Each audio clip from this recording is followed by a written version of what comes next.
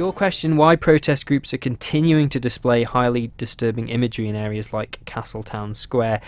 Now, obviously you're the constituency MHK, you'll be concerned on behalf of your constituents, but aren't those groups allowed to do this? Haven't we established that? Well, we've got kind of two issues here. We've got the issue that the Minister has said that we've got this old law that's going to protect people from seeing these images, and at the same time we've got people who are still being confronted by them. So I was just kind of wanting to go back and ask the question, what's happening here? What protection do we have?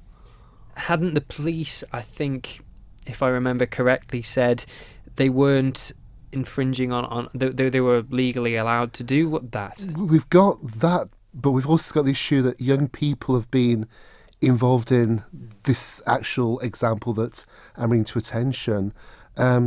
A couple of them have approached me and said, you know, what they were shown, in addition to the sound, was quite horrific.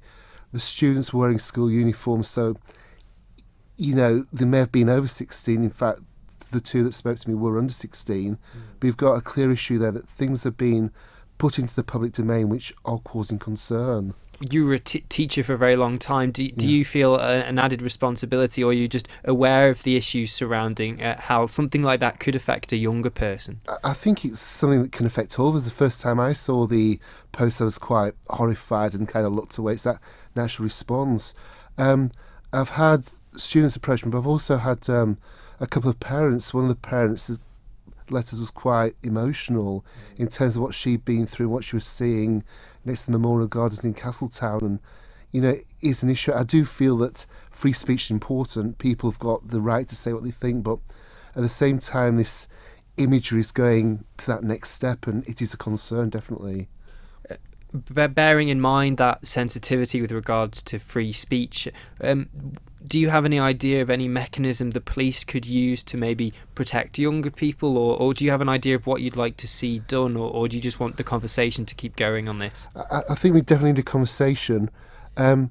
Last year when the umbrellas were used to kind of shield the similar displays, that worked well. And, you know, if these people are going to be allowed to raise concerns in these public areas, perhaps we need screening.